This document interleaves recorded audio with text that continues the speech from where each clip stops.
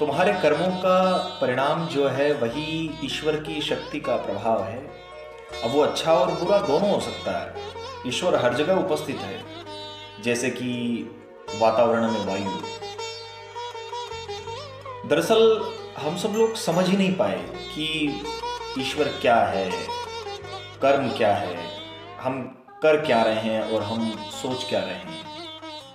दरअसल ये हमारी धारणा है कि हम कर कुछ रहे हैं और हम चाह कुछ रहे हैं कि हम ऐसा करें मगर हो ऐसा, जो कि संभव नहीं है। अमूमन हम लोग सोच रहे हैं कि ईश्वर हमारे साथ बुरा कर रहा है, ईश्वर उसके साथ अच्छा कर रहा है, जबकि ऐसा नहीं है। ईश्वर खुद विवश है, क्योंकि हम खुद उसे विवश कर चुके हैं, या हम ही उसे विवश करते हैं अच्छे या बुरे के लिए। ईश्वर तो प्रसन्नता, उदासी, खिन्नता, ईर्ष्या, द्वेष, प्रेम, इन सबसे परे है। वो सम है। वो तो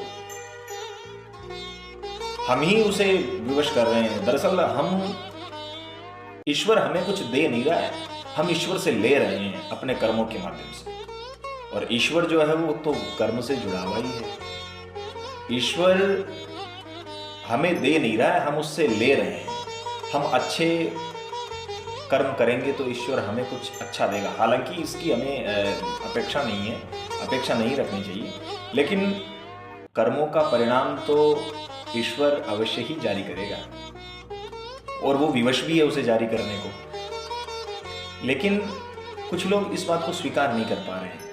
कुछ लोग मेंटल फॉर्म में रहे हैं और चाह रहे हैं कि हमारी फिजिकल फॉर्म सुधर जाए, जबकि ऐसा नहीं है। आप सपने देख करके ये सोच नहीं सकते कि हाँ ये सच हो गया, उसे करना पड़ता है। तो ऐसे ही लोग बाग मान नहीं पा रहे, लेकिन ईश्वर सब जगह कायम है, या ईश्वर की सत्ता या ईश्वर की सत्ता का प्रभाव जो है वो सब जगह है। ईश्वर हमें देख ही नहीं रहा, कि तो हमारे हर जगह हमारे कर्मों से जुड़ा हुआ है, और वो हर पल हमारे साथ है, और वो हैरान भी है हमारे कर्मों को देख करके।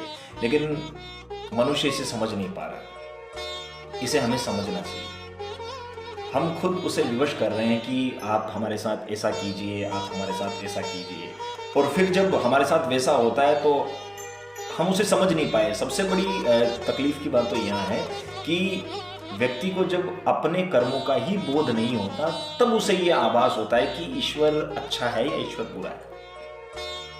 जब मुझे अपने कर्मों का ही पता नहीं है, तभी तो मैं ये संशय करूंगा ना कि ईश्वर अच्छे हैं या बुरे हैं। जब मुझे अपने कर्मों का यदि पता हो तो मैं ईश्वर पे ये शक क्यों करूंगा, उसे शक की दृष्टि से क्यों देखूंगा। अमूमन ऐसा ही है, मनुष्य को अपने कर्मों का आभास नहीं है, इसीलिए वो सोच रहा है कि ईश्वर अच्छे हैं या बुरे हैं, जबकि ऐसा नहीं है। वो तो अच्छा और बुरा, इसका वो स्पर्श मात्र भी नहीं है, उन्हें स्पर्श नहीं होता ये सब। लेकिन अमूमन लोग समझ नहीं पाते और ये कह देते हैं कि वो अच्छे हैं, वो बुरे हैं, जबकि व्यक्ति को अपने कर्म पर, या व्यक्ति का जो सब कुछ है वो उसका कर्म है केंद्र बिंदु। व्यक्ति जब अपने केंद्र बिंदु को ही नहीं समझ पाएगा तो बाकी सब चीज़ें तो उससे बहुत परे हैं।